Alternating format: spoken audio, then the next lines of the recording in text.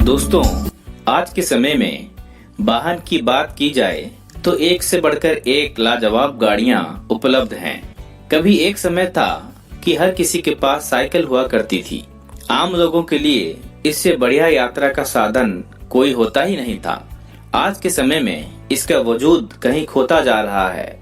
भले ही आज यह हमारे लिए ज्यादा महत्वपूर्ण नहीं है, लेकिन इसका इतिहास बताता है कि आखिर यह कितनी खास थी। तो चलिए देर किस बात की, चलते हैं साइकिल के सफर पर।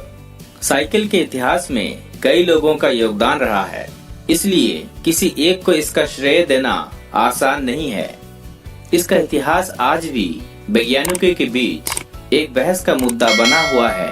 साइकिल का असल जनक कौन है, यह बताना थोड़ा मुश्किल है। साइकिल के असली निर्माता के बारे में भले ही किसी को न पता हो, लेकिन इससे जुड़े कुछ धारणाएं जरूर हैं। माना जाता है कि पहियों से एक वाहन बनाने की शुरुआत 1418 में की गई थी। जियोवानी फोंटाना नामक एक इटली के इंजीनियर को सबसे पहली साइकिल का निर्माता माना जाता है। साइकिल के प्रचलन में आने से कई सालों पहले ही इसकी खोज शुरू हो गई थी। कहते हैं कि शुरुआत से ही साइकिल 2 पहियों वाली नहीं हुआ करती थी, बल्कि इसे 4 पहियों वाला बनाया गया था।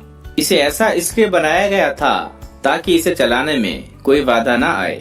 जियोवानी फोंटाना ने 4 पहिया वाहन जैसे ही कुछ बना दिया था, लेकिन 400 सालों तक किसी ने उस खोज पर कोई खास ध्यान नहीं दिया। जियोवानी की वह खोज वक्त की धूल में कहीं दबी रह गई। 400 साल बाद सन 1817 में ड्रेस ने 4 पहिया साइकिल को बदलकर उसे 2 पहियों में तब्दील किया। ड्रेस का वह आविष्कार काफी लोकप्रिय हुआ। यूरोप में लोग उसे हॉबी हॉर्स के नाम से जाना करते थे। ड्रेस ने साइकिल का निर्माण तो कर दिया था, पर उनकी साइकिल में अभी भी बहुत सी कमियां थीं। सबसे बड़ी बात तो यह थी कि उनके बनाई साइकिल को सभी को अपने पैरों से धकेलना पड़ता था। यह काम बहुत ही थका देने वाला था। इस मेहनत को खत्म करने के लिए ही आविष्कार हुआ पैडल का। पैडल बनाने का श्रेय स्कॉटलैंड के एक लोहार मैकमिलन को दिया जाता है। कहते हैं कि सन 1839 में मैकमिलन ने कुछ लोगों को साइकिल को चलाते हुए देखा था। उसने गौर किया कि लोग उन साइकिलों को अपने पैरों से धक्का मार रहे थे। साइकिल इस तरह चलाने से सब जल्दी थक जाएंगे और उसका मजा कम हो जाएगा।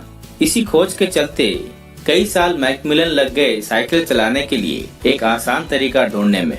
क्योंकि वह एक लोहार थे, इसलिए उन्होंने अपने इस हुनर का इस्तेमाल करते हुए कुछ बनाने की सोची। उन्होंने कुछ ही वक्त में पैडल तैयार कर ही दिया।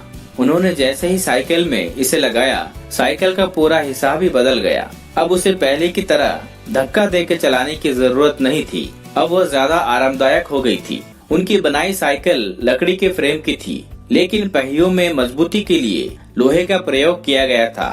साइकिल को सब चला सकें, इसलिए उन्होंने उसमें स्टीयरिंग भी लगाया। उन्होंने बहुत सी चीजें लगा दी थी, इसलिए इसकी वजह से साइकिल का वजन काफी बढ़ गया था। माना जाता है कि मैकमिलन की साइकिल का वजन करीब 26 किलो था। सन 1870 में आई साइकिल अब पूरी तरह से धातु के फ्रेम वाली हो गई। इसके साथ ही इसमें रबर के टायर का इस्तेमाल भी होना शुरू हो गया। रबर के प्रयोग से साइकिल की सवारी और भी बेहतर हो गई थी। सन 1870 से सन 1880 तक इस तरह की साइकिलों को पेनी फार्थिंग कहा जाता था, जिसको अमेरिका में बहुत लोकप्रियता मिली। इसने बहुत से लोगों का ध्यान अपनी ओर खींचा, क्योंकि इसका पहला पहिया बहुत बड़ा और इसका पिछला पहिया काफी छोटा था। इसे चलाने में थोड़ी असहजता तो होती, लेकिन उस समय यही एक साइकिल थी जो चलाने लायक थी। माना जाता है कि पेनी फार्थिंग साइकिल सुरक्षित नहीं हुआ करती थी। इनमें दुर्घटना का ज्यादा खतरा होता था। किसी को समझ नहीं आ रहा था कि कैसे एक सुरक्षित साइकिल को बनाया जाए। सन 1880 में इस काम को जेके स्टारले द्वारा अंजाम दिया गया, जब उन्होंने रोबर साइकिल का निर्माण किया। कहते हैं कि यह पहली बार था जब किसी साइकिल को मौज नहीं बल्कि सुरक्षा के लहजे से बनाया गया हो। इसकी खासियत थी कि पहले की साइकिलों की तरह इसमें पैडल आगे के टायर नहीं बल्कि पीछे के टायर से जुड़े होते थे। इसके बाद से साइकिल के विकास में काफी तेजी आई।